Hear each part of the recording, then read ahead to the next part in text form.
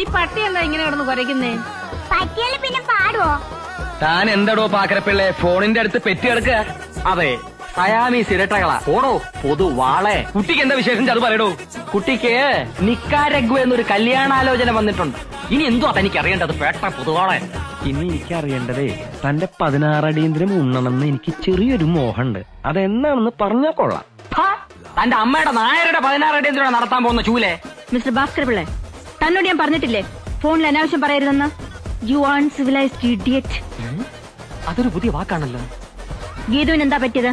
തറ പറ്റി കളിച്ചുകൊണ്ടിരുന്നപ്പോ പാർക്കി വീണു. എന്താ വീഴാൻ പാടില്ലേ? കുട്ടികളാവുമ്പോ വീഴും എഴുന്നേൽക്കും, വീഴും എഴുന്നേൽക്കും, വീഴും എഴുന്നേൽക്കും.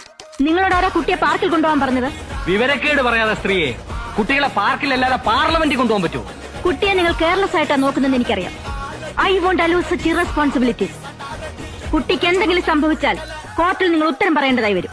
Do you understand? I don't understand.